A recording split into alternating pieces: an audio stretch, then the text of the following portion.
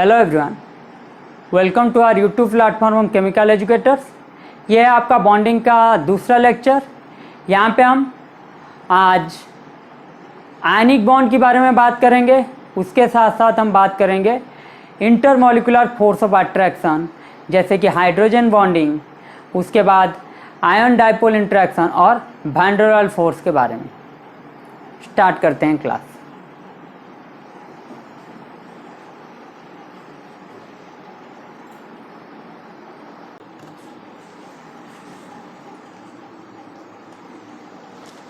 पहले आपका है आयनिक बॉन्ड, ठीक है।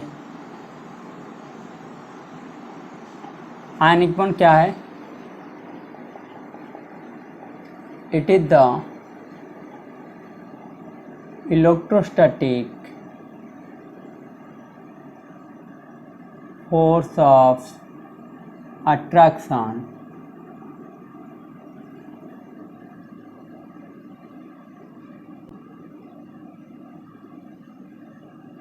between two oppositely charged ions.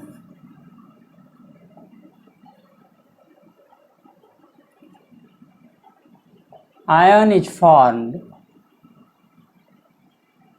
from neutral atom or neutral atom by gaining or losing electrons. NaCl का case ले लेते हैं। NaCl में क्या होता है? सोडियम से आपका सोडियम गैस आपका क्या करेगा? Na+ होगा by loss of electron, while chlorine क्या होगा आपका? इलेक्ट्रॉन गेन करके Cl- हो जाएगा, ठीक है।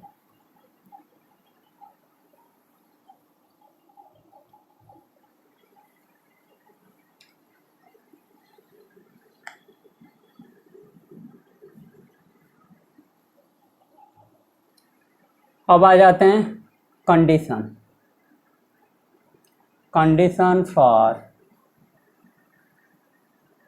Formation of ionic compounds.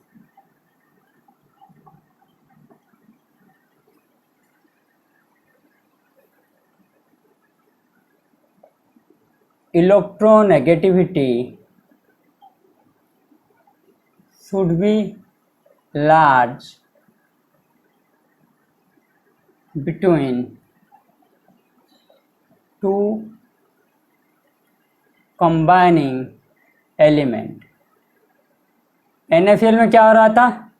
Sodium का इलेक्ट्रोनेगेटिविटी बहुत ही कम, क्योंकि ये मेटल में है, और क्लोरीन का इलेक्ट्रोनेगेटिविटी ज़्यादा था, क्योंकि वो नॉन मेटल था। Ionization energy of electropositive element means किसका? सोडियम का शुड बी लो। हम एग्जाम्पल क्या लिए थे? NaCl।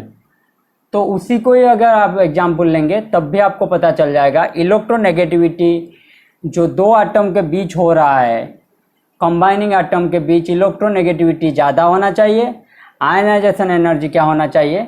कम होना चाहिए। Lattice energy of ionic crystal must be high.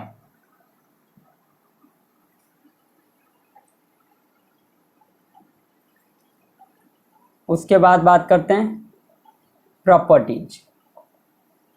Properties में क्या होगा? at room temperature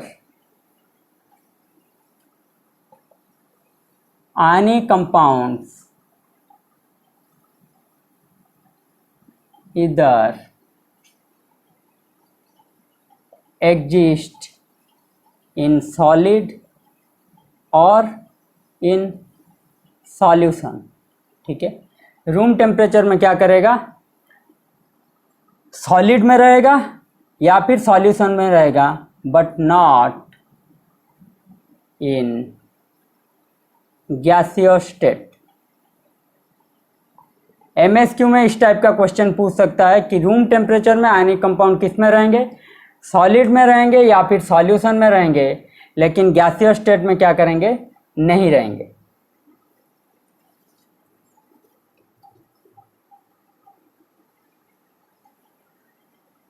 ये था आपका फिजिकल स्टेट में।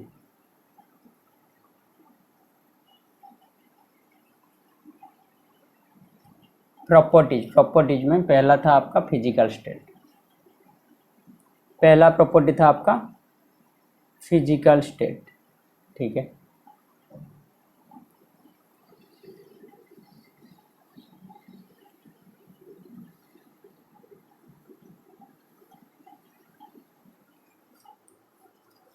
दूसरा हम बात करते हैं आइसोमॉर्फिज्म। दूसरा प्रॉपर्टी क्या है, isomorphism.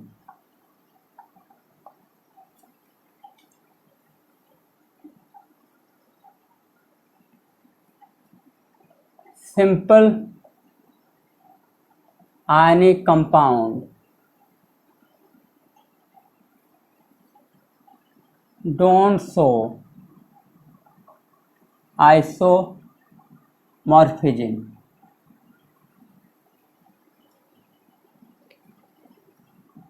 Simple ionic compound don't show isomerism but shows isomorphism. Ionic compound क्या करते हैं, आइसोमेरिज्म शो नहीं करते हैं लेकिन आइसोमॉर्फिज्म शो करते हैं। आइसोमॉर्फिज्म है क्या,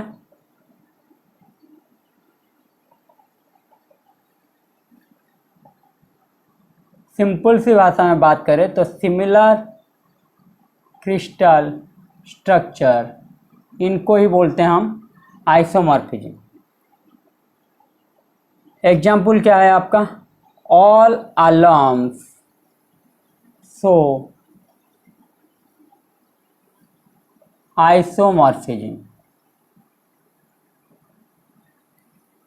because they have same general formula। Mg2SO4 Mg2SO4 नहीं, M2SO4, ठीक है, डॉट M-2SO4 डॉट 24H2O, ठीक है। इसका एग्जाम्पल क्या आएगा, Na2SO4 dot K2SO4 dot 24H2O, ठीक है।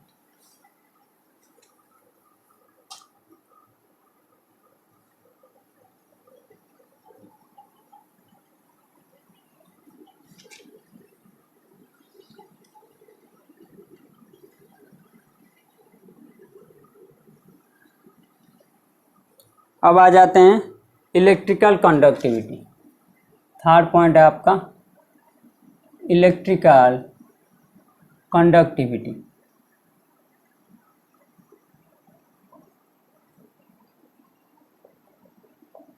Ionic solids are almost non-conductor। Ionic solid क्या रहते हैं आपका, नॉन कंडक्टर्स होते हैं। However, conducts a very little amount of electricity due to crystal defect. Crystal defect क्या है, ये आप सॉलिड स्टेट में पढ़ेंगे। However, conducts a very little amount of electricity due to crystal defect.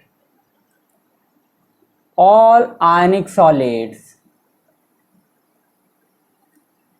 are good conductors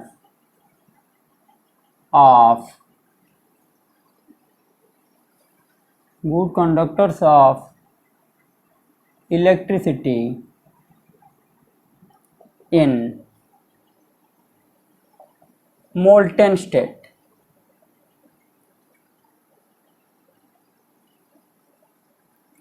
ठीक है,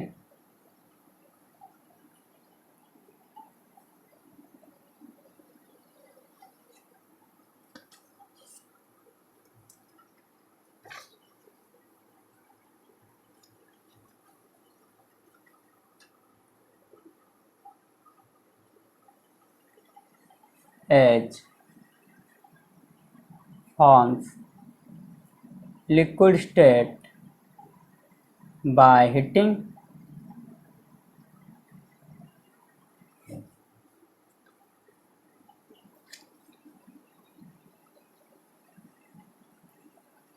as well as in their aqueous solution.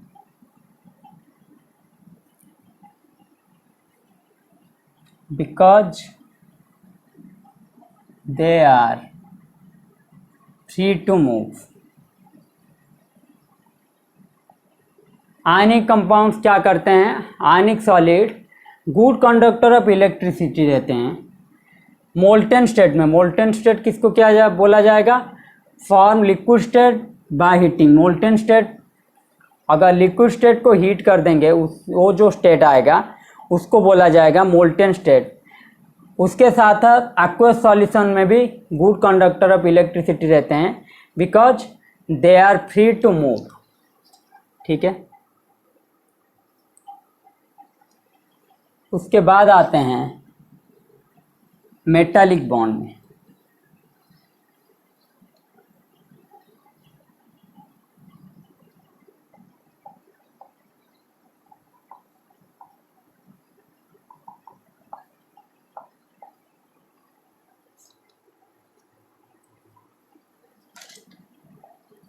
Force of attraction which binds the metal atom kernel to a number of delocalized electrons within its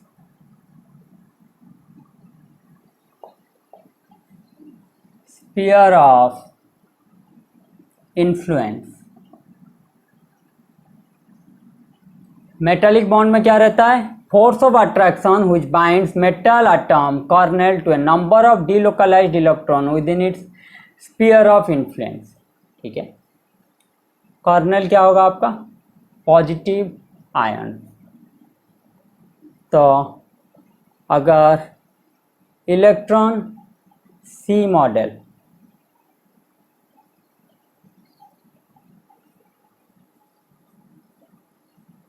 छोटा सा ही ले रहा हूं,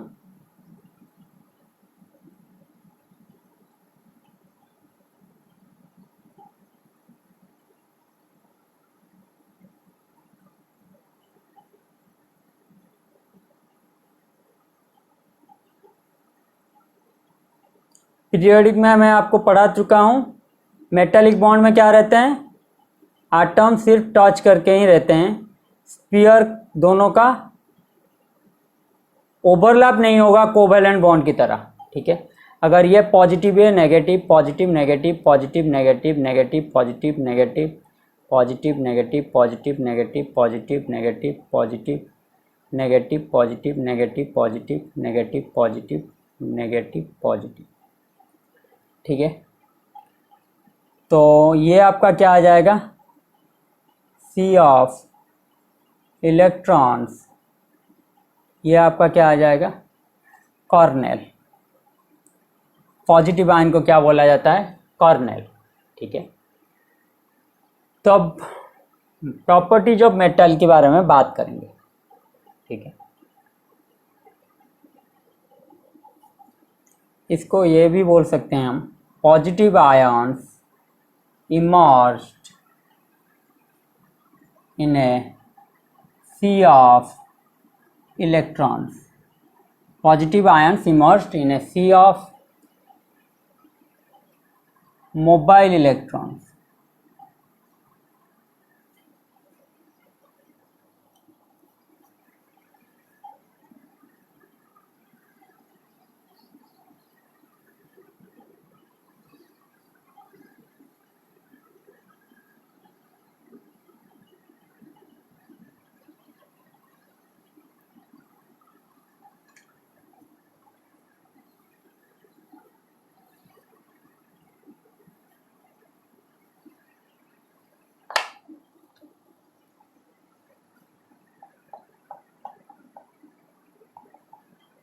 Properties of metal.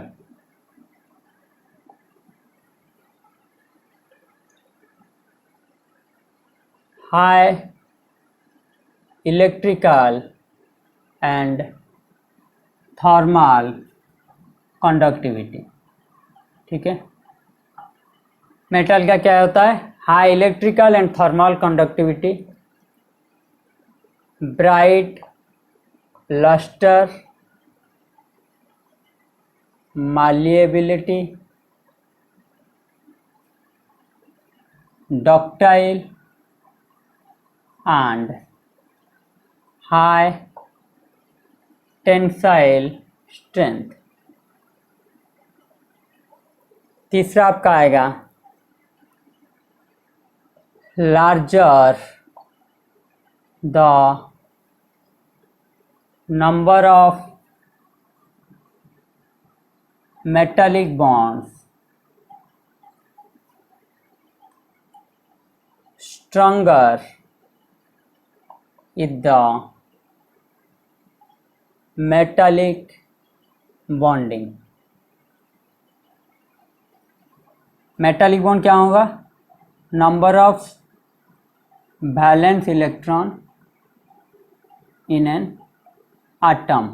ठीक है, जिसका ज़्यादा होगा उसका मेटालिक बॉन्ड उतना ही स्ट्रांग होगा। Alkali metals have only one electron in their valence shell, so least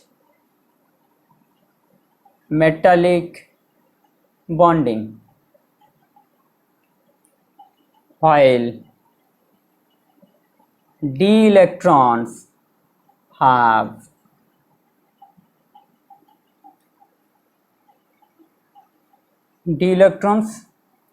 use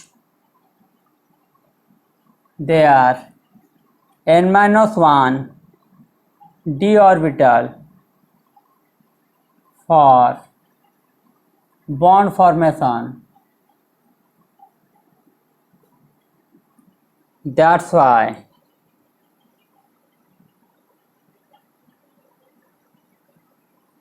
they have high metallic bonding. क्यों? जब हम जाते हैं डी ऑर्बिटल, 3D सीरीज की बात कर रहे हैं, 3D सीरीज, 3D में क्या होगा? 2s2 2p6, 3s2 3p6, 4s2 3d something.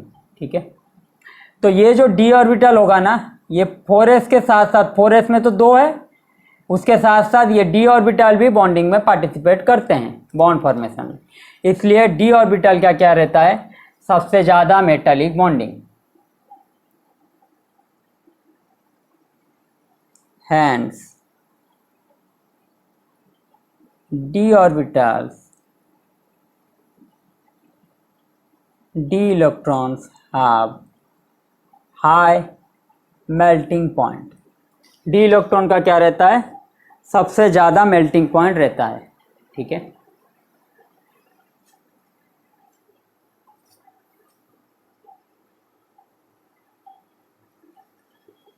तो अगर मेल्टिंग पॉइंट मेटल्स के बीच चर्चा करूं तो सबसे ज़्यादा रहेगा डी इलेक्ट्रॉन का, उसके बाद अल्कलाइन अर्थ मेटल, उसके बाद अल्काली मेटल। ठीक है।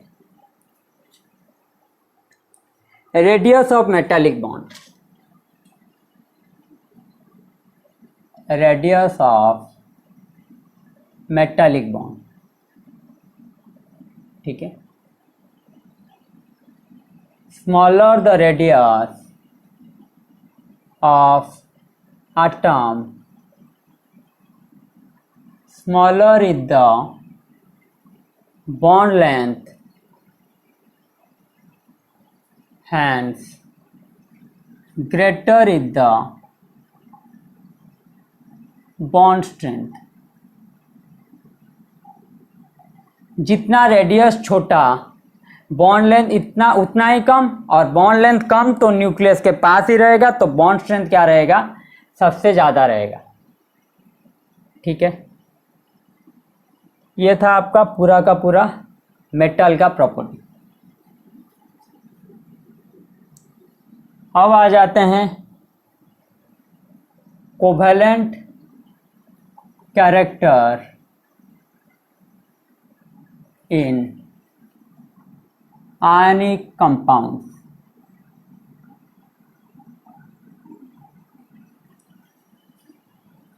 There is no compound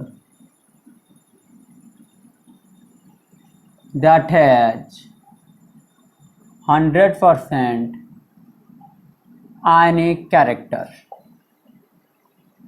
कोई भी ऐसा कंपाउंड नहीं है जिसमें 100% आयनिक कैरेक्टर मिले। एक्सप्लेन्ड बाय,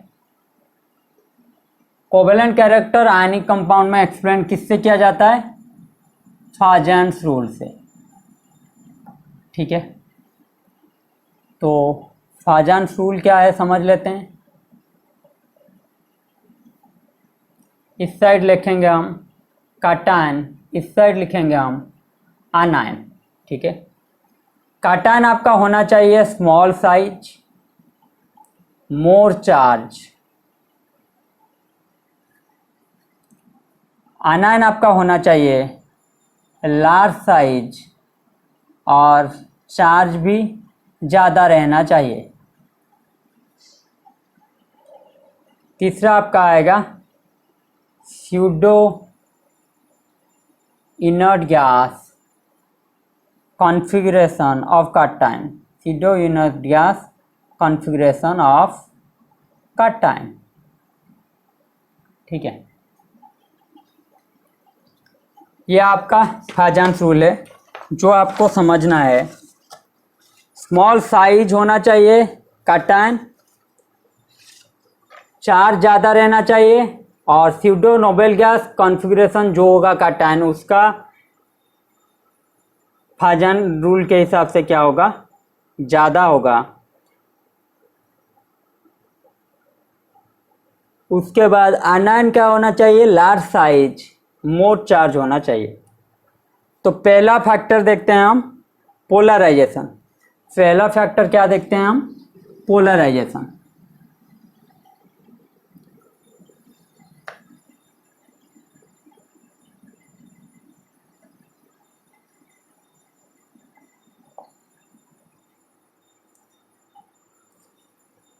तो पोलराइजेशन के लिए क्या होगा,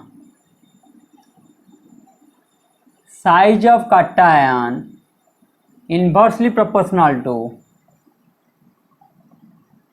पोलराइजेशन। ठीक है। Inversely proportional to covalent character.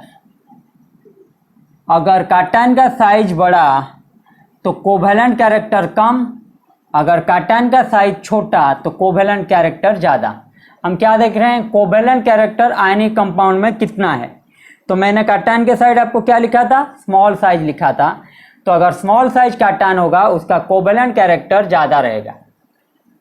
तो साइज ऑफ cation इंक्रीज अगर करेगा तो पोलराइजेशन क्या करेगा, डिक्रीज करेगा, कोवेलेंट कैरेक्टर भी क्या होगा, डिक्रीज करेगा। एग्जाम्पल ले लेते हैं, BeCl2, MgCl2, CaCl2, SrCl2, BaCl2। इसमें बताइए कोवेलेंट कैरेक्टर किसका ज़्यादा होगा। कोवेलेंट कैरेक्टर ऑर्डर आएगा आपका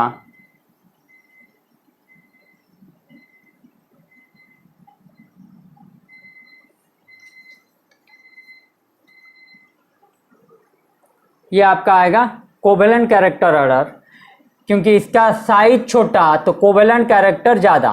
डाउन द ग्रुप क्या होता है, down the group size increases. ठीक है, ये सब है आपका ग्रुप 2 का। तो beryllium, magnesium, calcium, strontium, barium, ये सब है आपका ग्रुप 2 का।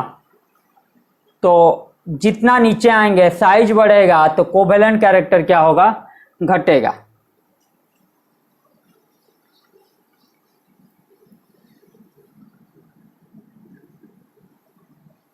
तो यहाँ पे क्या कर देते हैं, size of anion directly proportional to polarization, directly proportional to covalent character. ठीक है, तो होगा क्या, साइज ऑफ आयन अगर इंक्रीज किया तो पोलराइजेशन क्या होगा,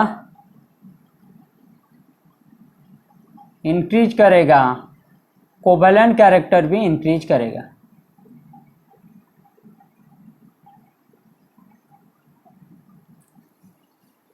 तो एग्जांपल ले लेते हैं आपका LiF, LiCl, LiBr, LiI।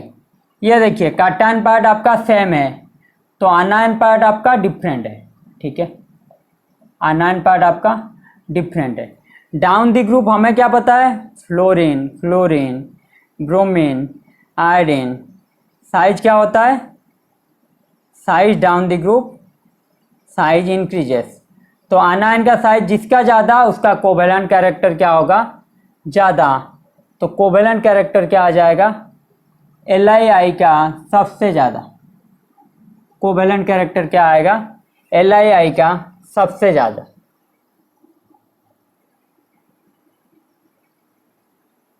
अब बात करते हैं चार्ज के बारे में।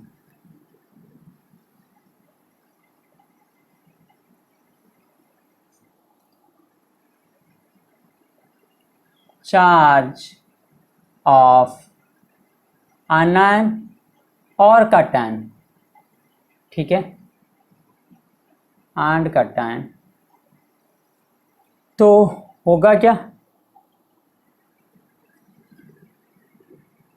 चार्ज जिसका ज़्यादा कंपाउंड का उसका क्या होगा, पोलराइजेशन एंड कोवेलेंट कैरेक्टर उसका ज़्यादा।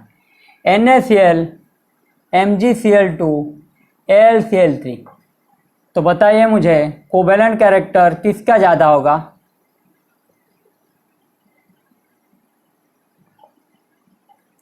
उसी तरह AlF3, Al2O3, Aln।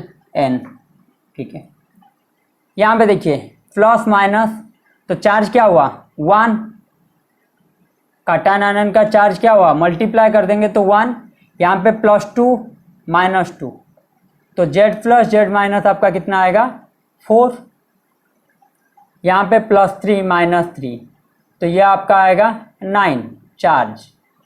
कुल मिला के मल्टीप्लिकेशन कर देंगे तो ये आपका क्या आएगा। तो कोवेलेंट कैरेक्टर, इसको अगर A इसको B ले लेते हैं,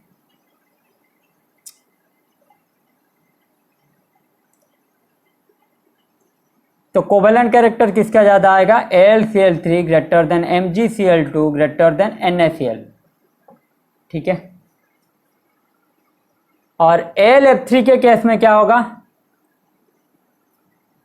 ये देखिए -2 ये +3, तो ये क्या आएगा आपका 6, ठीक है। ओवरऑल क्या आएगा z प्लस z माइनस आपका आएगा 6, ये +3 ये -3, तो यहाँ पे आएगा 9, ठीक है।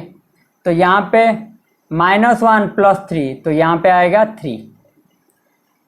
तो सबसे ज़्यादा किसका होगा, ln greater than L2O3 greater than LF3, ये आपका आएगा कोवेलेंट कैरेक्टर का ऑर्डर, ठीक है।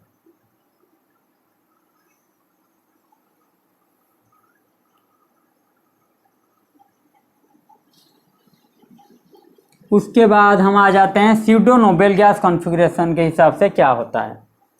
cation which have pseudo noble gas configuration, cation which have pseudo noble gas configuration have more polarizing power and covalent character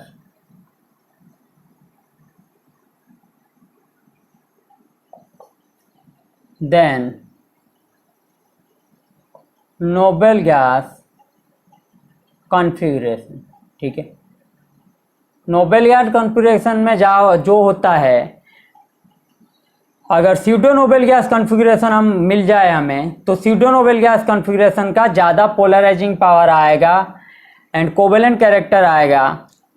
comparison किसके साथ अगर हम कर रहे हैं, नोबेल गैस के साथ कर रहे हैं। तो एग्जांपल ले लेते हैं CuCl NaCl, ठीक है। यहाँ पे देखिए ये Cu+ है, ठीक है, Cl-, तो ये तो दोनों का दोनों अनायन पार्ट सेम है। तो कैटायन की बात करें तो Cu+ का क्या आएगा, नियॉन 3s2 3p6 4d10, ये सर नो। तो ये देखिए आपका 3d10, तो ये देखिए आपका 10 6 16 2 18 18 इलेक्ट्रॉन, क्योंकि 4s का एक इलेक्ट्रॉन जा चुका है, पॉजिटिव चार्ज आ गया। तो कॉपर का क्या होता है 4s1 3d10, ये सर नो। तो कॉपर प्लस का क्या आ जाएगा, सिर्फ 3d10 रहेगा। तो ये देखिए आपका थर्ड सेल का कितना आ गया आपका 18 electron, means pseudo noble gas configuration PNC, ठीक है। जबकि Na+ का क्या आएगा आपका 1s2 2s2 2p6, ये आपका क्या है नोबेल गैस कॉन्फ़िगरेशन।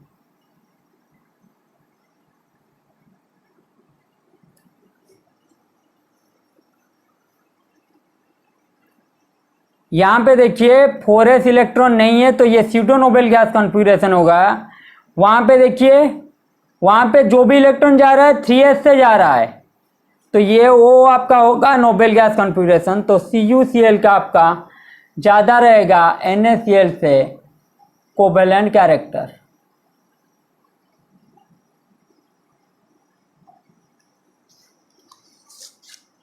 तो CuCl का क्या रहेगा, ज़्यादा रहेगा NaCl से कोवेलेंट कैरेक्टर। और एक चर्चा कर लेते हैं PbCl2 CdCl2 CaCl2, PbCl2 CdCl2 CaCl2। दूसरा एग्जाम्पल है PbCl2 CdCl2 CaCl2। इनका बताइए कोवेलेंट कैरेक्टर किसका ज़्यादा आएगा।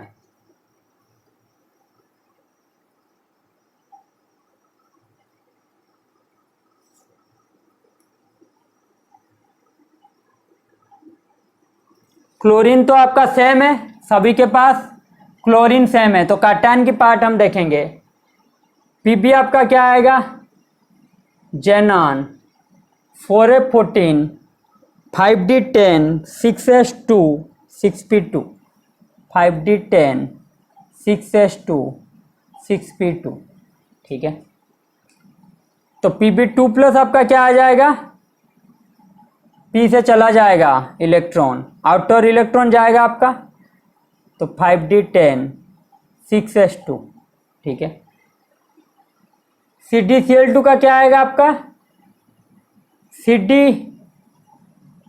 CD का आपका क्या आएगा कैडमियम का, 4s2 4p6 4d10, ठीक है। 5s2 से आपका इलेक्ट्रॉन चला जाएगा, तो ये आपका रह जाएगा। ये आपका क्या है 10 × 16 = 18, तो स्यूडो नोबेल गैस कॉन्फ़िगरेशन ये है आपका।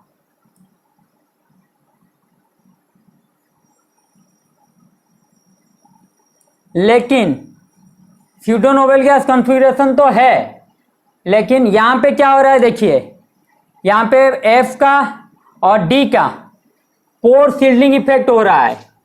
F और D का here due to poor shielding effect of 4f and 5d orbital, poor shielding effect क्या हो रहा है, 4f 5d इलेक्ट्रॉन का पोर सील्डिंग इफेक्ट की वजह से जेड इफेक्टिव क्या होगा आपका, इंक्रीज करेगा। जेड इफेक्टिव क्या होगा आपका, इंक्रीज करेगा। अगर जेड इफेक्टिव इंक्रीज किया तो इफेक्टिव न्यूक्लियर चार्ज अगर इंक्रीज किया तो साइज क्या होगा आपका, साइज होगा डिक्रीज करेगा। मीन्स काटायन का साइज क्या हो जाएगा यहाँ पे छोटा, और काटायन का साइज अगर छोटा तो कोवेलेंट कैरेक्टर क्या होगा ज़्यादा। Cation size less implies covalent character more, है ना, कोवेलेंट कैरेक्टर ज़्यादा, तो सबसे ज़्यादा आएगा कोवेलेंट कैरेक्टर PbCl2। CdCl2 में आपका स्यूडो नोबेल गैस कॉन्फ़िगरेशन, और CaCl2 आपका नॉर्मल कंपाउंड है, ठीक है। तो इस तरह आपको देखना है, सिर्फ फाजन रूल के हिसाब से देखेंगे तो गड़बड़ी हो जाएगा कि फाजन रूल में सिर्फ काटायन आनायन आपको बता देते हैं, ये सब बातें आपको बताते ही नहीं कि स्यूडो नोबेल गैस कॉन्फ़िगरेशन है क्या, सील्डिंग इफेक्ट की वजह से क्या होता है। ये जो 2 क्वेश्चन मैंने किया बहुत ही इंपॉर्टेंट है एग्जाम पॉइंट ऑफ व्यू से, ठीक है। तो PbCl2 का सबसे ज़्यादा आएगा, उसके बाद CdCl2, उसके बाद CaCl2।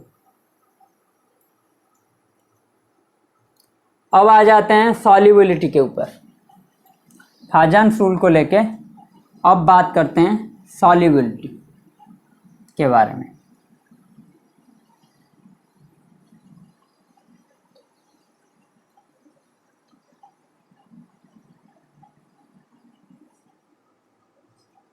एप्लीकेशन ऑफ फाजन रूल, आपका पहला आएगा आपका सॉल्युबिलिटी, दूसरा आपका, ठीक है, पोलराइजिंग आपका पहला था, दूसरा आपका आएगा solubility. Ag2S is less soluble than Ag2O। Why? Ag2S आपका लेस सॉल्युबल है Ag2O। किस में सॉल्युबल की बात कर रहे हैं हम, वाटर में। क्यों, क्योंकि Ag2S is more covalent then Ag2O, ठीक है। यहाँ पे देखिए काटायन का साइज सेम है दोनों के साइड, आनायन आपका डिफरेंट है, काटायन सेम है आनायन डिफरेंट है, और H का size more than O2 minus, ठीक है। तो साइज जिसका ज़्यादा उसका को आनायन का साइज ज़्यादा मतलब कोवेलेंट कैरेक्टर ज़्यादा। आनायन साइज मोर implies more covalent character, अगर कोवेलेंट कैरेक्टर ज़्यादा तो होगा क्या, तो सॉल्युबिलिटी भी उसका कम हो जाएगा। इसका कोवेलेंट कैरेक्टर ज़्यादा, Ag2O का कोवेलेंट कैरेक्टर ज़्यादा, लेकिन उसका क्या होगा, सॉल्युबिलिटी कम। उसी तरह FeOH3 और FeOH2 का बात करूं तो सॉल्युबिलिटी मुझे बताइए किसका ज़्यादा होगा किसका कम, वाटर में, ठीक है, इन वाटर।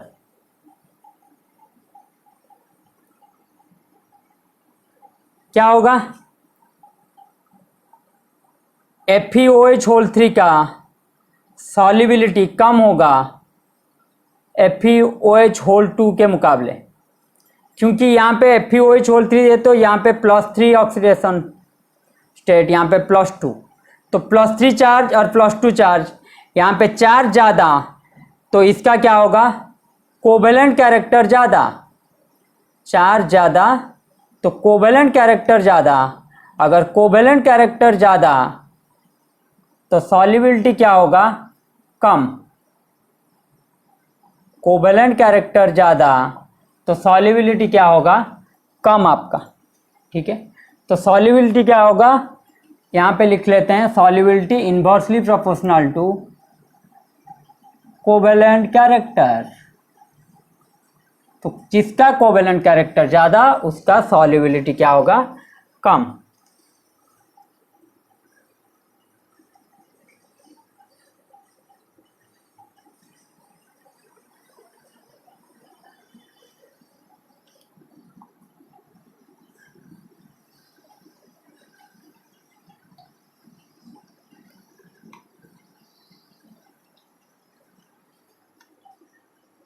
उसके बाद आ जाते हैं colour of compound, colour of compound, ठीक है।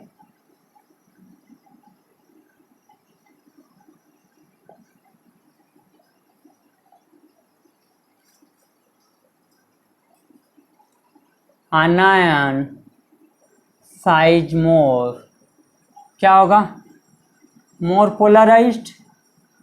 आनायन का साइज ज़्यादा तो कोवेलेंट कैरेक्टर ज़्यादा, पोलराइजिंग पावर ज़्यादा, more polarised, hence their electrons get excited by partial absorption of visible light। तो देखिए AgCl आपका क्या होता है, वाइट, जबकि आपका AgBr, AgI आपका और Ag2CO3 ये सब तीनों के तीनों होता है आपका येलो। SnCl2 आपका होता है वाइट, जबकि SnI2 आपका होता है ब्लैक।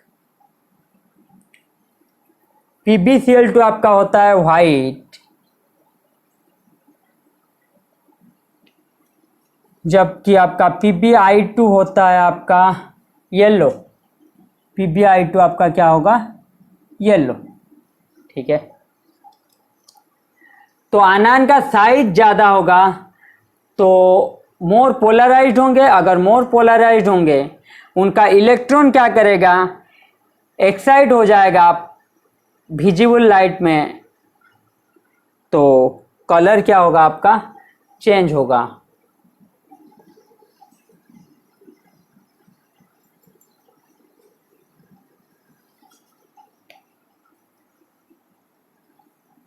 अब आ जाते हैं 4th पॉइंट पे, variation of melting point.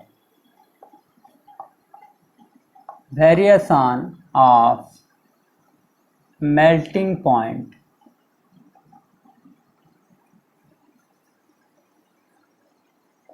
Melting point of covalent compound less than melting point of ionic compound, ठीक है। कोवेलेंट कंपाउंड का मेल्टिंग पॉइंट कम रहेगा आयनिक कंपाउंड के मुकाबले। तो अगर मेल्टिंग पॉइंट की बात करूं, BeCl2, MgCl2, CaCl2, SrCl2, BaCl2, anion part आपका सेम है। कैटायन आपका साइज जिसका छोटा उसका कोवेलेंट कैरेक्टर क्या होगा, कम। जिसका साइज छोटा, जिसका आनायन कैटायन का आपका जिसका साइज छोटा उसका कोवेलेंट कैरेक्टर ज़्यादा। तो साइज BeCl2 का छोटा तो कोवेलेंट कैरेक्टर इसका सबसे ज़्यादा, हाईएस्ट कोवेलेंट कैरेक्टर। और कोवेलेंट कैरेक्टर जिसका ज़्यादा, धीरे धीरे क्या होगा, आयनिक कैरेक्टर बढ़ता जाएगा, हाँ या ना, क्योंकि कोवेलेंट कैरेक्टर घटता जाएगा तो आयनिक कैरेक्टर क्या होगा, बढ़ता जाएगा। अगर आयनिक कैरेक्टर बढ़ता जाएगा, हमें पता है melting point of ionic compound greater than melting point of covalent compound, तो मेल्टिंग पॉइंट ऑर्डर क्या होगा, नीचे जाने पे बढ़ता ही जाएगा। ठीक है,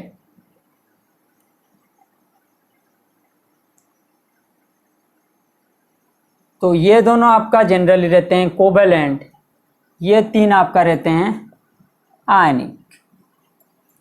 उसी तरह बताइए मुझे CaF2, CaCl2, CaBr2, CaI2, यहाँ पे कैटायन पार्ट आपका सेम है।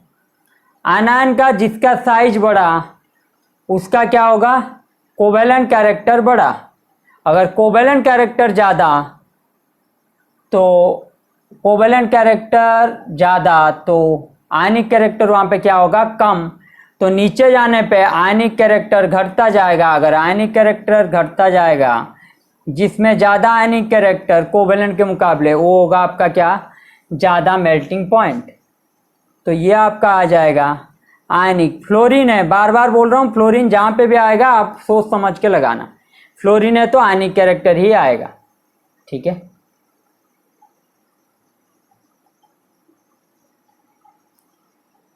तो और एक तरह आप समझ सकते हैं,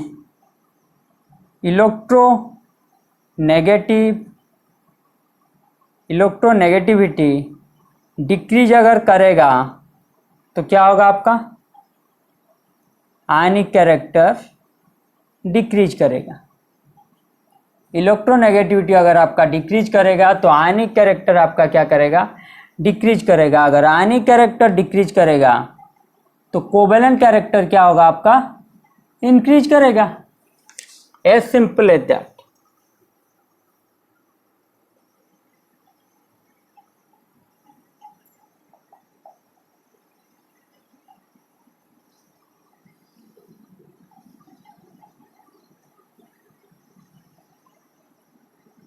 अब आ जाते हैं नेचर ऑफ ऑक्साइड।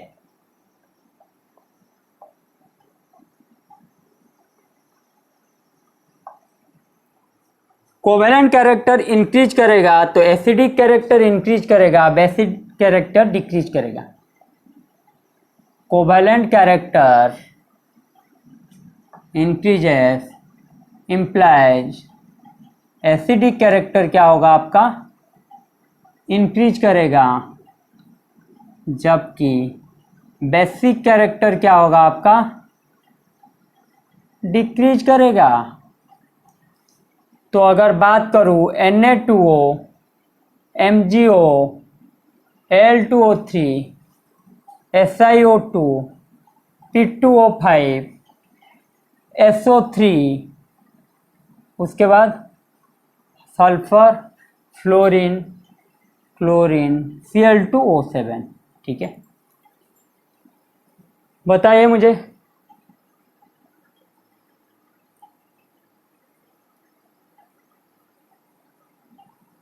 ऑक्सीजन सभी के पास है। यहाँ पे चार्ज ही आप देख सकते हैं। ठीक है, ये देखिए सबसे ज़्यादा ऑक्सीडेशन स्टेट 7, 6, 5, 4, 3, 2, 1। तो बेसिक कैरेक्टर की बात करूं तो बेसिक कैरेक्टर क्या होगा, अगर एसिडिक की बात करता तो ऑक्सीडेशन स्टेट जिसका ज़्यादा, ये आपको पीरियोडिक में मैं पढ़ा चुका हूं, acidic character directly proportional to oxidation state. ठीक है,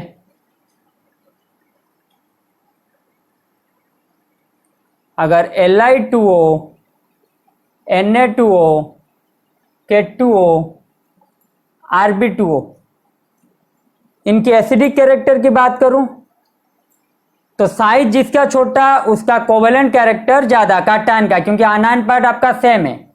तो काटायन पार्ट में क्या है, साइज जिसका छोटा उसका कोवेलेंट कैरेक्टर ज्यादा। अगर कोवेलेंट कैरेक्टर ज्यादा तो एसिडिक कैरेक्टर ज्यादा। तो एसिडिक कैरेक्टर क्या होगा इसका, Li2O सबसे ज्यादा आएगा, उसके बाद Na2O, उसके बाद K2O, उसके बाद Rb2O। ठीक है, ये सब आपका आएंगे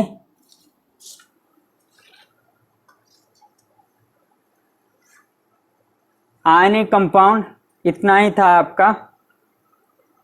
कोवेलेंट तो बॉन्डिंग में पढ़ चुके हैं, आयनिक के बारे में अब हमने चर्चा कर लिया।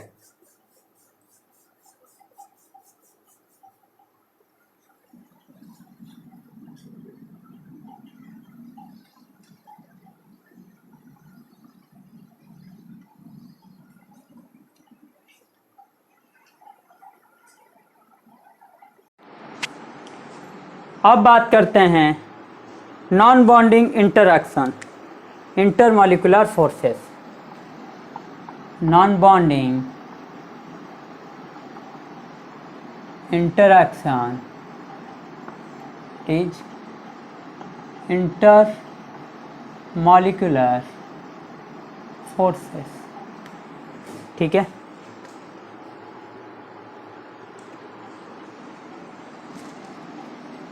होता क्या है, इंटरमॉलिक्यूलर फोर्सेस, इंटरमॉलिक्यूलर अट्रैक्शन। ठीक है, holds two molecules together, two और मोर। ठीक है, मॉलिक्यूल्स टुगेदर,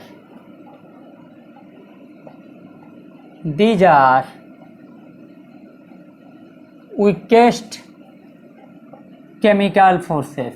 ये क्या होते हैं आपका, weakest chemical forces होते हैं। मैं ये सब इसलिए लिख रहा हूँ कि MSQ में अगर कभी आ गया तो डाटा आपको चाहिए होगा, तो आपको ये थियोरिटिकल पार्ट भी आपको देखना है। तो ये तीन तरह का आपका आएगा, एक होगा आपका हाइड्रोजन बॉन्डिंग, दूसरा होगा आपका ion dipole interaction,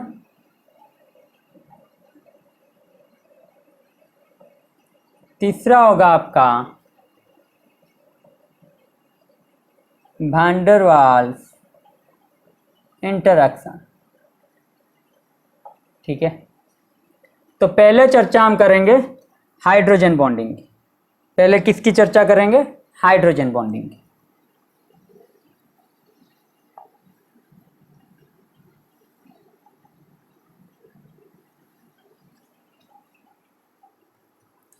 hydrogen bond,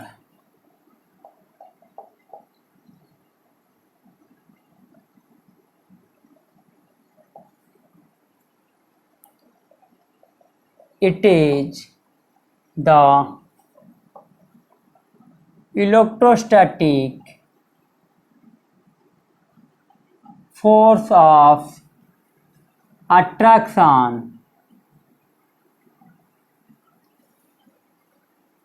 which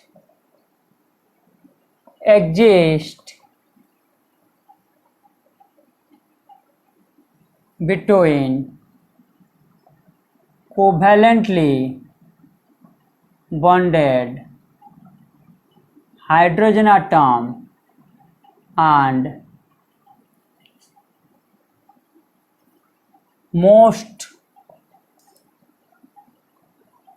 electronegative element of other molecule.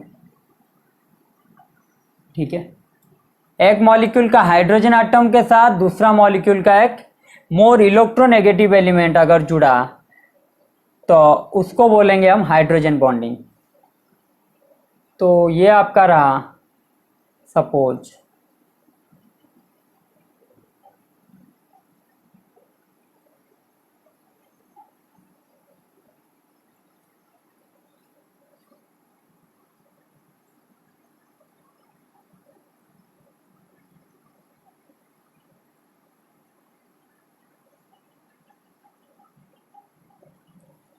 ठीक है।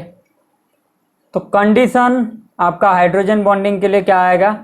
Conditions for hydrogen bonding. Condition क्या होना चाहिए? Molecules should have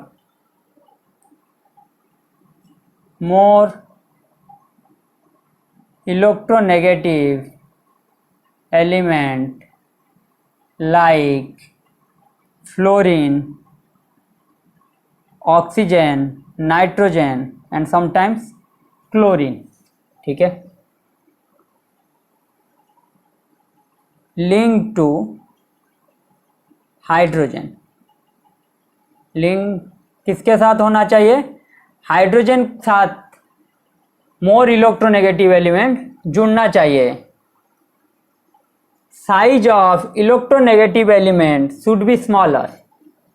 size of electronegative element should be smaller. Chlorine her time आपका नहीं दिखाएगा क्योंकि इसका साइज ज़्यादा है, फिर भी किस केस में दिखाएगा मैं आपको बता दूंगा। Size of electronegative element should be small. Size क्या होना चाहिए? छोटा होना चाहिए।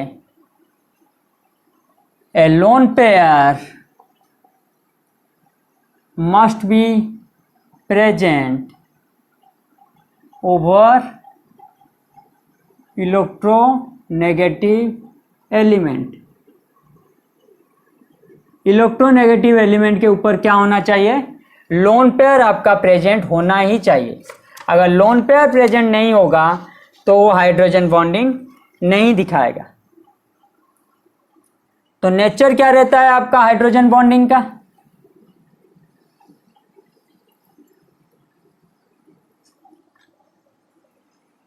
Nature of hydrogen bonding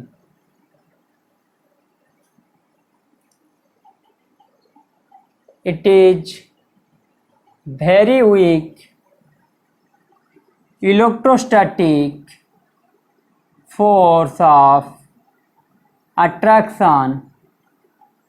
It is very weak electrostatic force of attraction between positive pole and lone pair of electrons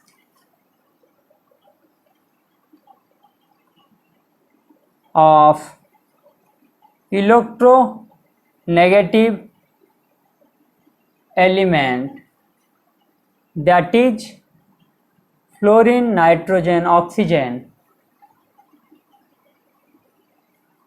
कुछ कुछ केस में मैंने क्या आपको बोला था? इन सम केसेस आपको क्या क्लोरीन एंड कार्बन भी आपको शो करेंगे क्या? Hydrogen bonding. ठीक है, it is very electrostatic force of attraction between positive pole and lone pair of electron of electronegative element. ठीक है, स्ट्रेंथ क्या होता है आपका हाइड्रोजन बॉन्डिंग का? स्ट्रॉन्गेस्ट हाइड्रोजन बॉन्डिंग कौन दिखाएगा? Strongest hydrogen bonding shown by कौन दिखाएगा? फ्लोरीन आटम, क्योंकि इसके पास सबसे ज़्यादा इलेक्ट्रोनेगेटिविटी है।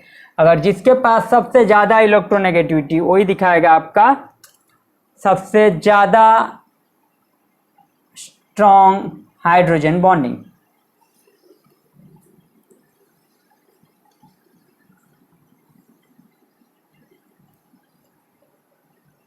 हाइड्रोजन बॉन्डिंग का टाइप के बारे में बात करेंगे, हाइड्रोजन बॉन्डिंग। अब बात करते हैं इसके टाइप्स के बारे में। पहला है आपका intermolecular hydrogen bonding.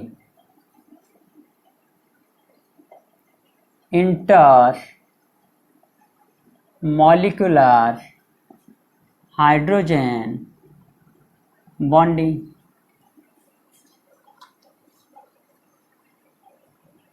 exists between negative and positive ends of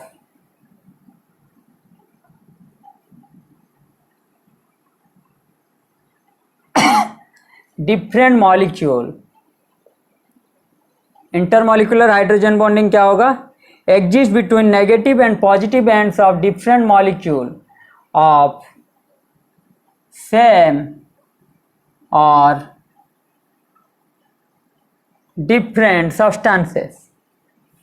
same और डिफरेंट सब्सटेंसेस, ठीक है। तो इस साल का जाम का ये सवाल आया था आपका, HF का सॉलिड स्टेट में क्या दिखाता है, ठीक है। HF सॉलिड स्टेट में किस तरह का हाइड्रोजन बॉन्डिंग दिखाता है।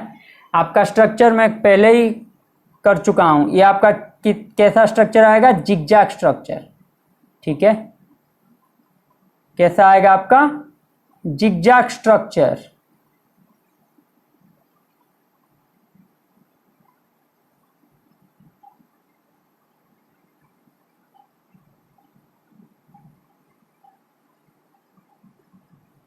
ठीक है, ये आपका कैसा आएगा? Zigzag structure. लेकिन सॉलिड HF में जिगजैग स्ट्रक्चर दिखाएगा, लेकिन सॉलिड KHF2 में क्या दिखाएगा आपका? लीनियर आएगा आपका। हाइड्रोजन बॉन्डिंग का स्ट्रक्चर कैसा आएगा आपका? लीनियर। क्योंकि सॉलिड KHF2 है आपका आयनिक कंपाउंड, और वो एग्जिस्ट कैसे करता है आपका? K plus HF2 minus, K plus HF2 minus. तो ये कैसे दिखाएगा आपका hydrogen bonding? Fluorine hydrogen fluorine, ये आपका आएगा लीनियर। समझ रहे हैं मेरी बात? ये आपका इस साल आया था जिगजैग वाला। अगर KHF2 में होगा तो आपका क्या आएगा? आपका लीनियर आएगा।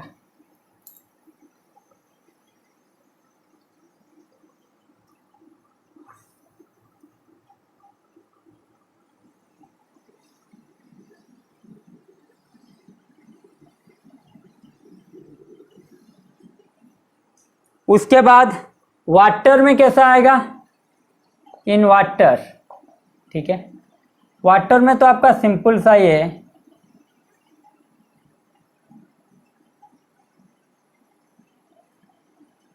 ऑक्सीजन वाटर H2O हो गया, तो हाइड्रोजन फिर ऑक्सीजन फिर हाइड्रोजन, ऐसा ही आपका चलता रहेगा, ठीक है। ऐसा ही आपका चलता रहेगा। NH3 में कैसा होगा आपका स्ट्रक्चर? NH3 में आपका आएगा नाइट्रोजन नाइट्रोजन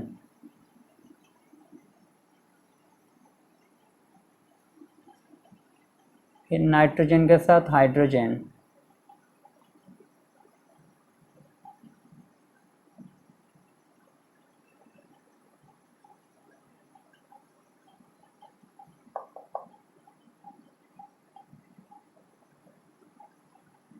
ठीक है।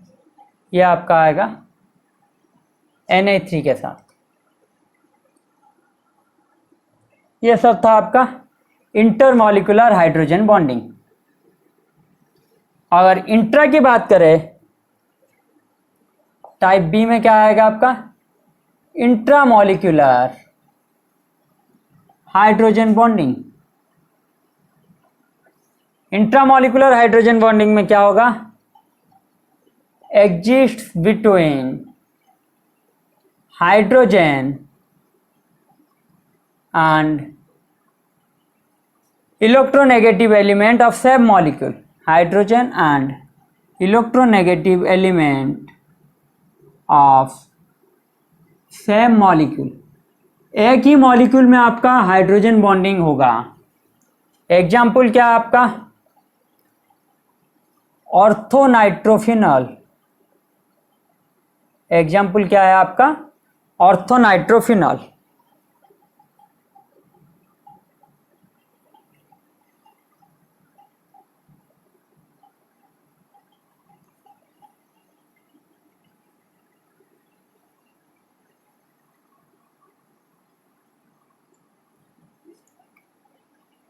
यहाँ पे आपका आ जाएगा हाइड्रोजन, ये ऑक्सीजन, ये आपका रहा हाइड्रोजन बॉन्डिंग। ठीक है, दूसरा आपका आएगा क्लोरल हाइड्रेट। क्लोरल हाइड्रेट, ठीक है, ये आपका क्या है, CCHCl। तो ये आपका रहा Cl, ये रहा आपका O, ये रहा आपका हाइड्रोजन, और ये रहा आपका हाइड्रोजन बॉन्डिंग। उसी तरह ये Cl, ये आपका O, ये आपका हाइड्रोजन,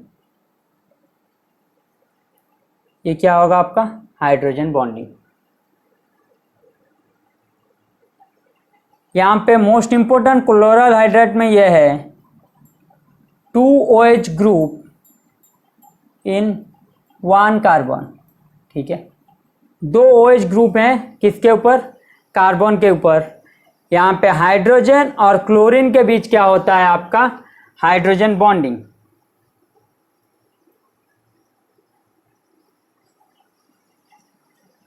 ठीक है,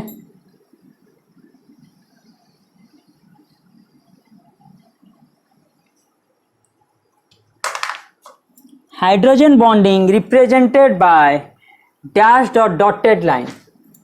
hydrogen bonding represented by dash और dotted line। ठीक है, दूसरा है कोऑर्डिनेशन नंबर, इसका कितना आएगा, कोऑर्डिनेशन नंबर ऑफ हाइड्रोजन 2 आएगा इन हाइड्रोजन बॉन्डिंग। कोऑर्डिनेशन नंबर कितना आएगा, 2 आएगा।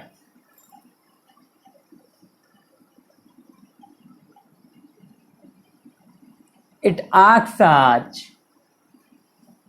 bridge between two atoms, one covalently bonded, other attached through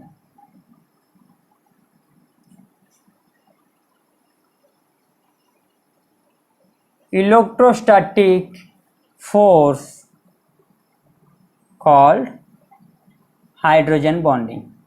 इस तरह भी आप हाइड्रोजन बॉन्डिंग को समझ सकते हैं। ब्रिज 2 एटम के बीच करेगा, एक आपका होगा कोवैलेंटली बॉन्डेड, दूसरा आपका इलेक्ट्रोस्टैटिक फोर्स ऑफ अट्रैक्शन की वजह से उसके साथ जुड़ेगा, यह आपका होगा हाइड्रोजन बॉन्डिंग। हाइड्रोजन बॉन्डिंग में भी आपका प्रिफर्ड बॉन्ड डायरेक्शन रहेगा। In hydrogen bonding also have preferred bond direction like covalent bond। ठीक है।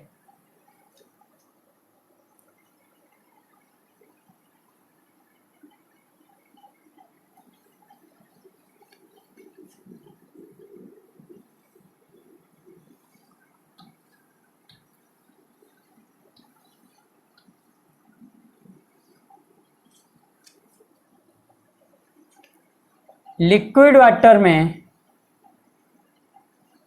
यहाँ पे भी आपका क्या आएगा, जिगजैग वाला।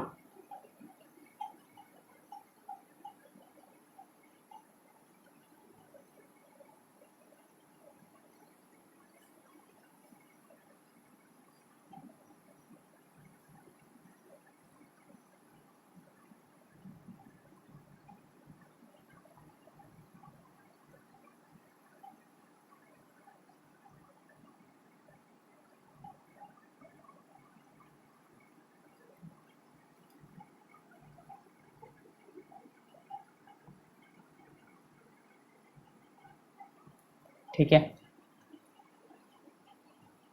स्ट्रक्चर ऑफ आइस, आइस में कैसा स्ट्रक्चर आएगा आपका, ये देखिए आपका यहाँ पे O कर दिया, हाइड्रोजन हाइड्रोजन, उसके बाद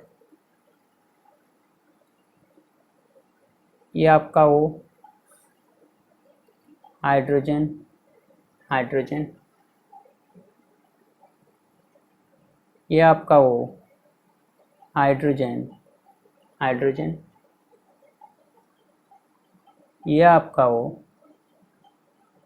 हाइड्रोजन हाइड्रोजन। ठीक है, ये किसके साथ लगेगा, हाइड्रोजन, ये हाइड्रोजन आपका लगेगा ऑक्सीजन के साथ, इस साइड में लगेगा आपका हाइड्रोजन, ये हाइड्रोजन लगेगा आपका ऑक्सीजन के साथ, इस साइड में लगेगा आपका हाइड्रोजन, ये हाइड्रोजन लगेगा आपका ऑक्सीजन के साथ, इस साइड में लगेगा आपका हाइड्रोजन, और ये हाइड्रोजन लगेगा आपका ऑक्सीजन के साथ। समझ गए? तो इस तरह होता है आपका आइस का स्ट्रक्चर। ठीक है, तो hydrogen bond maximum number of hydrogen bonding कितना होगा आपका, 4 बॉन्ड रहेंगे प्रेजेंट एक हाइड्रोजन बॉन्डिंग में, मैक्सिमम कितना रहेंगे 4 में। वाटर मॉलिक्यूल में मैक्सिमम कितने रहेंगे, 4 रहेंगे बॉन्ड इन वाटर मॉलिक्यूल।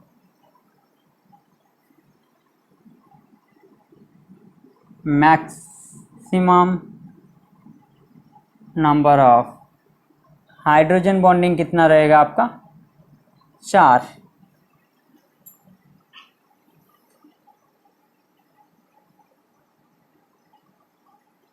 ये देखिए,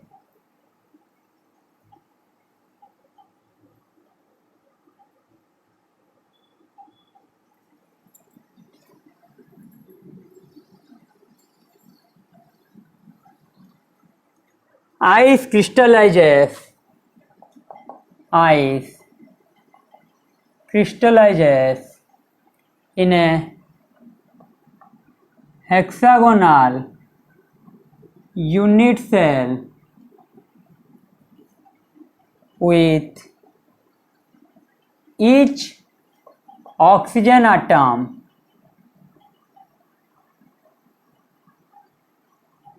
surrounded tetrahedrally by surrounded tetrahedrally, जो मैंने आपको बोला था 4, ठीक है, tetrahedrally means 4, tetrahedrally by 4 others. Due to this, volume of ice becomes higher than water. Volume क्या रहता है आइस का, ज़्यादा रहता है वाटर के मुकाबले। thus ice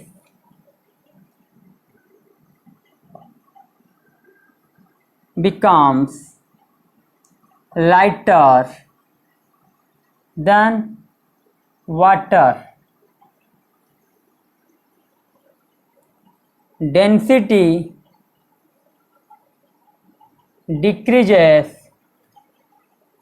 when ice form. जब आइस फॉर्म होता है डेंसिटी क्या रहता है आपका, डिक्रीज करता है.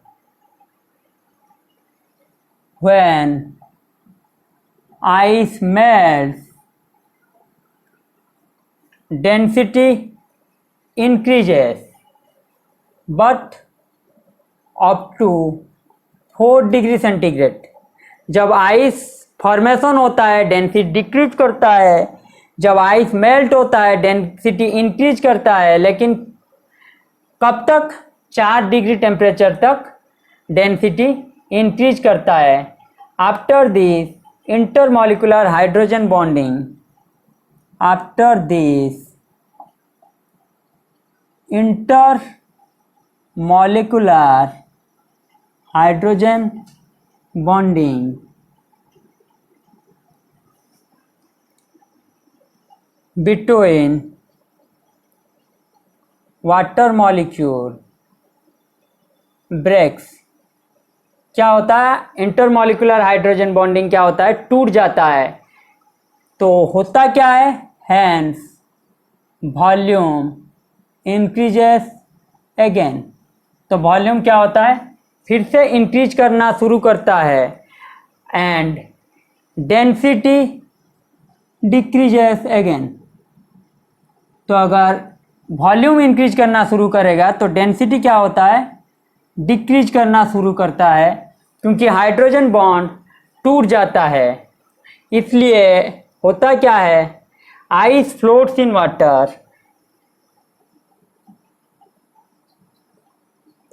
That's why ice floats in water because of its lesser density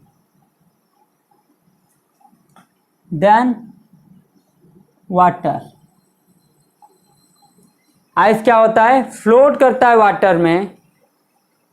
इसका कम डेंसिटी के लिए आइस वाटर में फ्लोट करता है.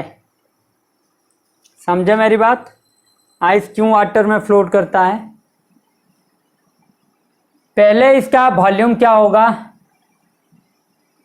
आइस का ज़्यादा रहता है वाटर के मुकाबले, तो आइस क्या रहता है, लाइटर रहता है वाटर के मुकाबले. डेंसिटी पहले डिक्रीज करेगा जब आइस फॉर्म होगा, उसके बाद जब आइस मेल्ट करेगा तो डेंसिटी इंक्रीज करेगा, लेकिन कब तक, 4 डिग्री सेंटीग्रेड तक. उसके बाद हाइड्रोजन बॉन्डिंग टूट जाएगा. अगर हाइड्रोजन बॉन्डिंग टूटने के बाद वॉल्यूम फिर से इंक्रीज करने लगेगा तो डेंसिटी डिक्रीज करने लगेगा. अगर डेंसिटी डिक्रीज किया तो आइस इसलिए क्या होता है, फ्लोट करता है वाटर में, क्योंकि उसका डेंसिटी कम रहता है वाटर के कंपैरिजन में.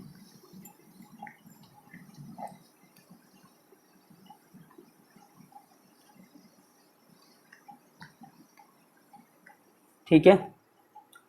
Generally molecular weight of molecule, generally molecular weight of molecules increases boiling point and melting point increases.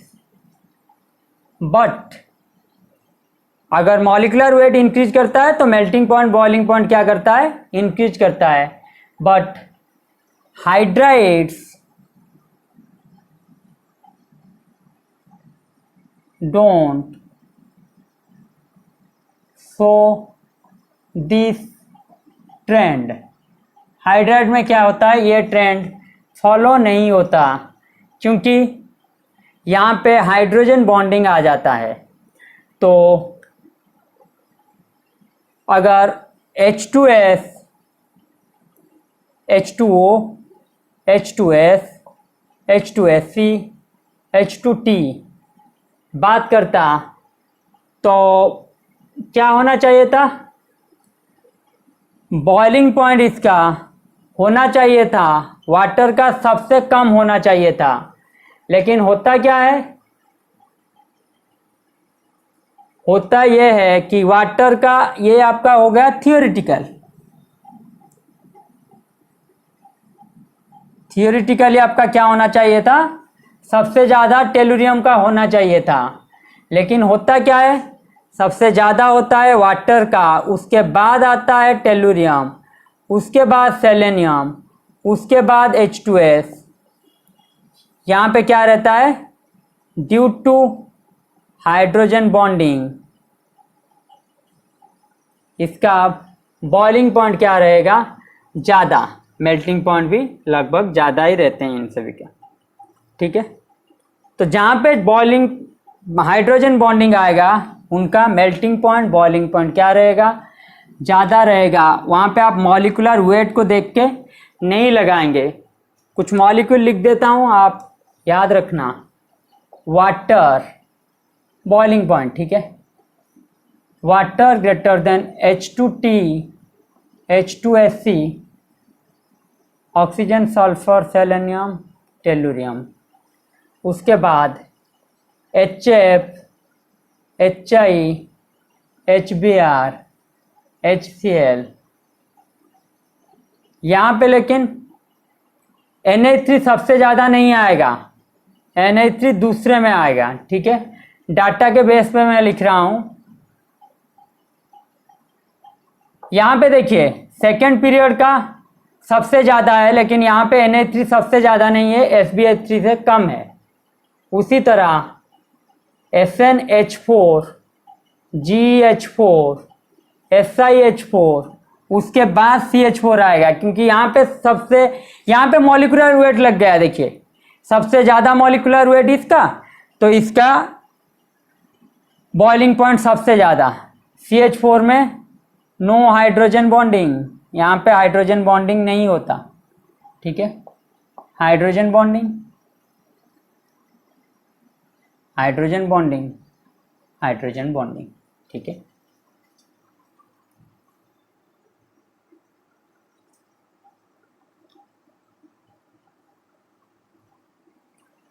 अगर ग्रुप में पूछता तो सबसे ज़्यादा बॉइलिंग पॉइंट के हिसाब से ग्रुप में किसका आता? सबसे आता water greater than HF, greater than NH3, greater than CH4, ठीक है।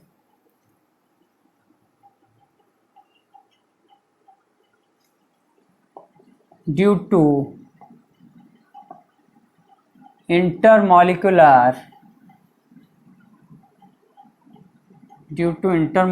hydrogen bonding, boiling point abnormally high। Boiling point क्या रहता है? abnormally हाई रहता है। मेल्टिंग पॉइंट क्या रहेगा आपका?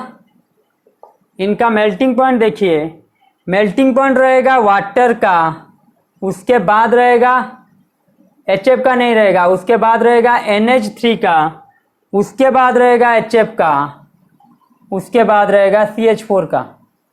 बहुत इंपॉर्टेंट है।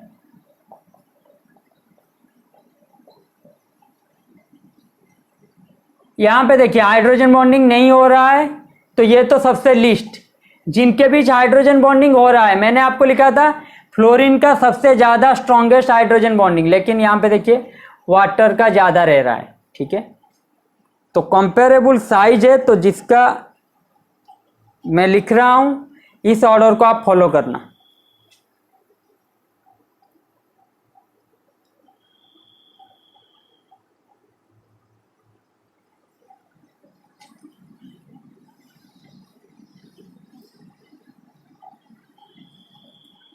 ठीक है। In unsymmetrical hydrogen bonding, in unsymmetrical hydrogen bonding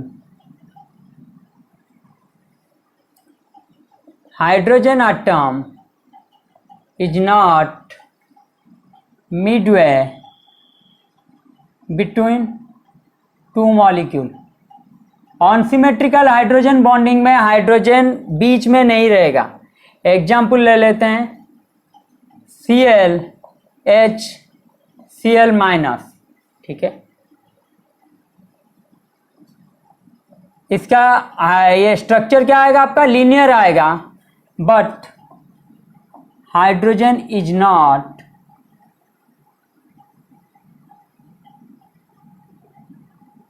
place in mid position. Hydrogen बीच में नहीं रहेगा. ठीक है, तो क्लोरीन, हाइड्रोजन, क्लोरीन, तो इनका देखिए बॉन्ड लेंथ कितना आता है 185 पिकोमीटर. इन दोनों के बीच बॉन्ड लेंथ कितना आता है 137 पिकोमीटर. ठीक है, तो ये अनसिमेट्रिकल की वजह से ये हुआ. लेकिन यहाँ पे देखिए फ्लोरीन, हाइड्रोजन, फ्लोरीन, ये आपका सिमेट्रिकल आ जाएगा, linear, and hydrogen play in mid position. Hydrogen किस पोजीशन में रहेगा, बीच में रहेगा. तो फ्लोरीन, हाइड्रोजन, फ्लोरीन,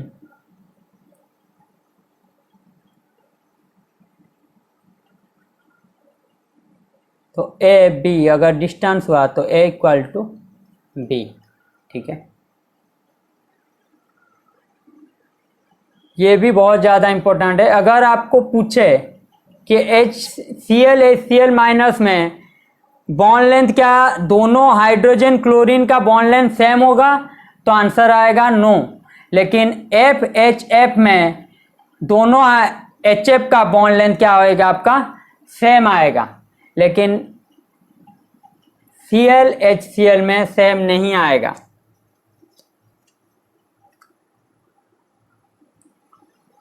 और एक क्वेश्चन कीजिए. और एक क्वेश्चन है, water is liquid at ordinary temperature. Water is liquid at ordinary temperature while H2S is gas. Why?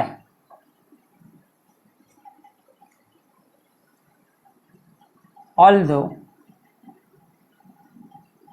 oxygen and sulfur belong to same group,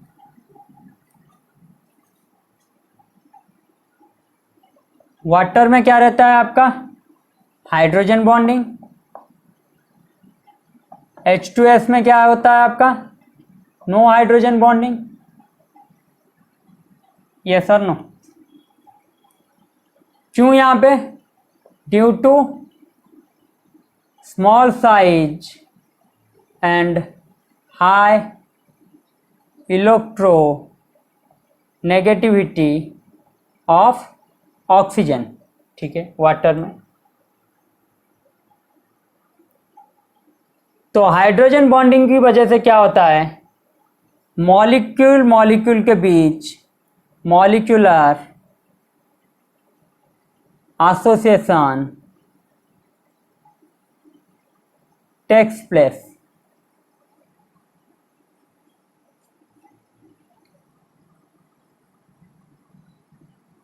तो इफेक्टिव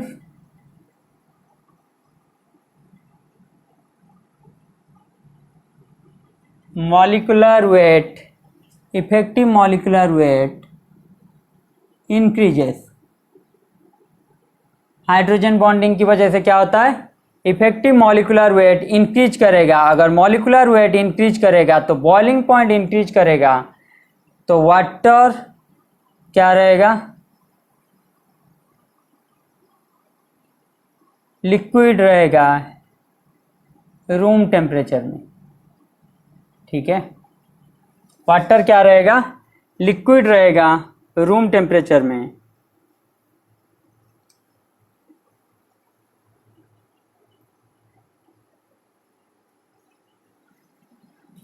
और एक क्वेश्चन है आपके लिए, इथाइल अल्कोहल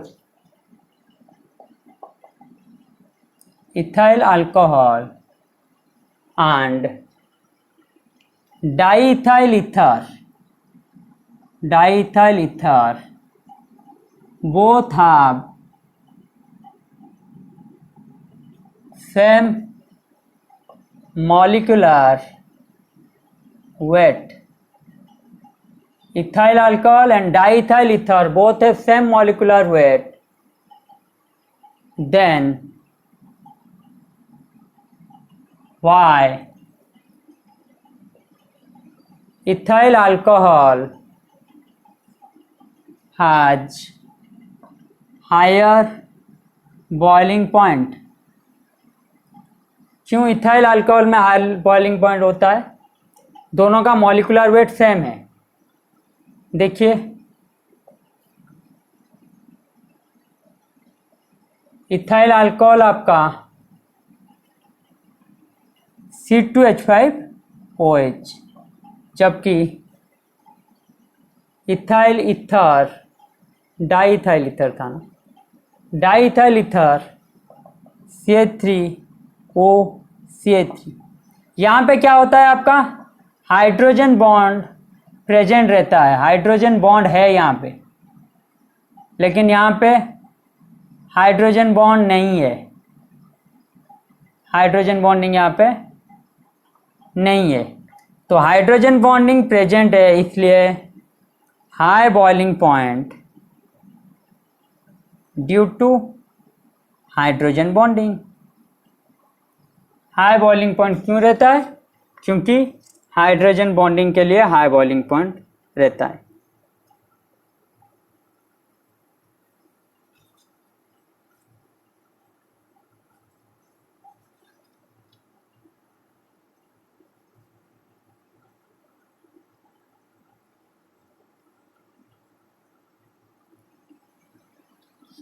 ये था आपका hydrogen bonding.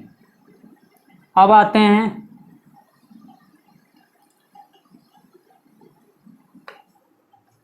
Ion dipole interaction. Ion dipole interaction, ठीक है। पहला है आपका आयन डाइपोल अट्रैक्शन। ये आपका क्या है? Inversely proportional to R²। किसके किसके बीच रहता है? Exist between ion and polar molecule. Exist between ion and polar molecule. Strength, इनका स्ट्रेंथ किसके ऊपर डिपेंड करता है? Strength depends upon size of ion. दूसरा है आपका चार्ज ऑन आयन। तीसरा है आपका dipole moment of polar molecule.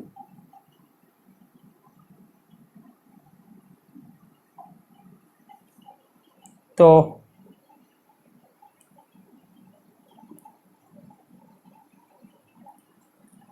ये रहा आपका आयन डाइपोल अट्रैक्शन का example.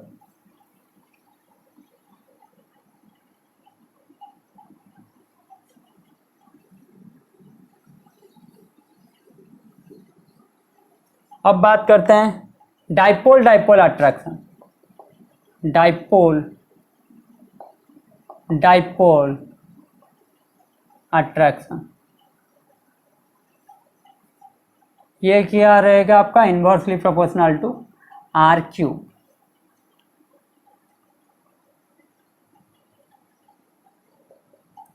exists between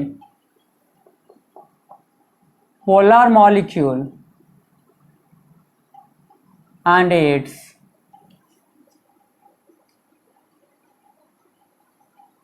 polar molecule, and due to this force gas can be liquefied. Due to this force gas can be liquefied. ठीक है, तो ये आपका एग्जाम्पल क्या रहेगा, HCl Cl.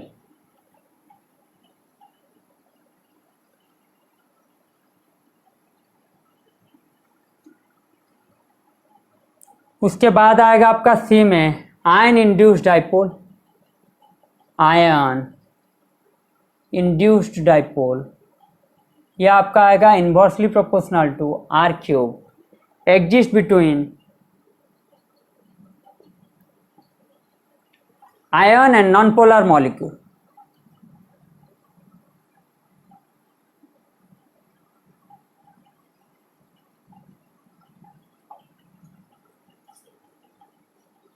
ये आपका आएगा Cl प्लस, तो ये ज़्यादा खींचेगा, ये कम खींचेगा.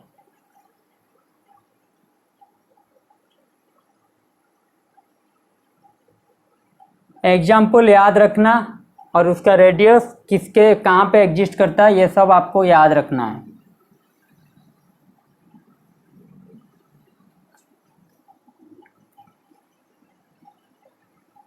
अब आएगा आपका डाइपोल इंड्यूस्ड डाइपोल.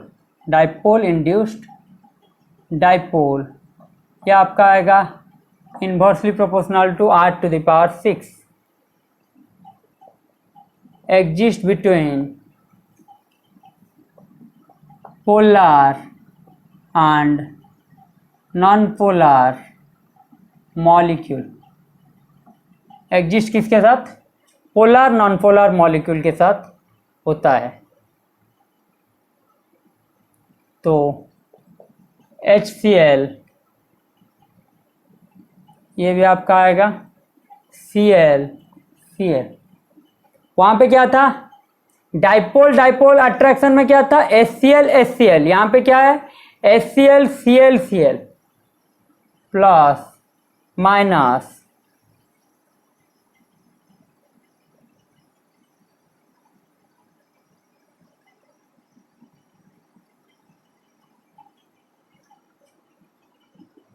ई में आपका आएगा instantaneous dipole induced dipole. Instantaneous dipole induced dipole. ठीक है, exist between non polar molecule like H2O2 Cl2, H2O2 Cl2 etc. in solid or liquid state, etc. in solid or liquid state. Example आपका क्या आएगा, Cl.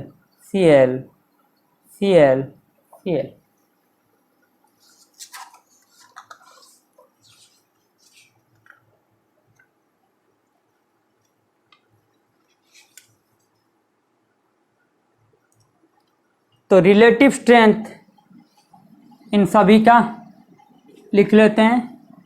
Relative strength क्या का आएगा, relative strength होगा आपका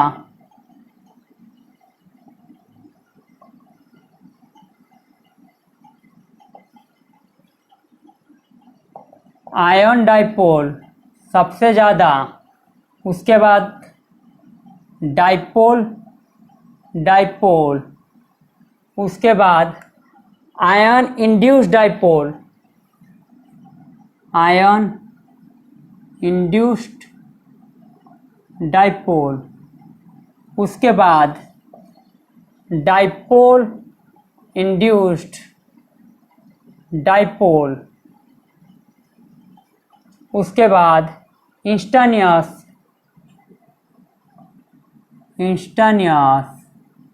डाइपोल इंड्यूस्ड डाइपोल। ठीक है,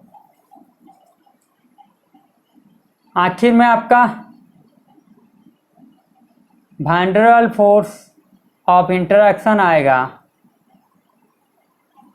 strength of van der Waals force, strength of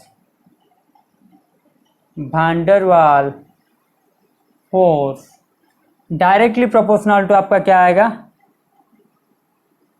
molecular mass,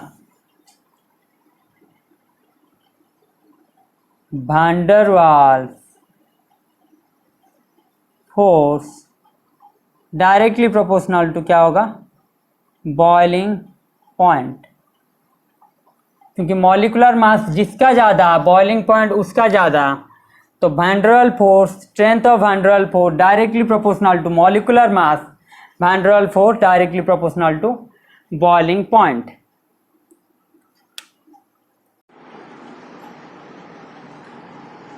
यहाँ पे हम ख़त्म करते हैं।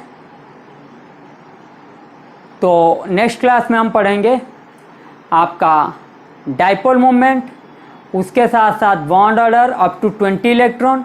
20 इलेक्ट्रॉन के बाद जो बॉन्ड ऑर्डर आएगा मैं आपको पहले ही पढ़ा चुका हूँ पहले क्लास में। उसके साथ साथ हम बात करेंगे मैग्नेटिक कैरेक्टर, डायमैग्नेटिक, पैरामैग्नेटिक और आपका formal charge Lewis the structure कैसे निकालते हैं। ठीक है, घर में रहिए, सुस्त रहिए, पढ़ाई कीजिए और अपना ख्याल रखिए, घर वालों का भी। धन्यवाद।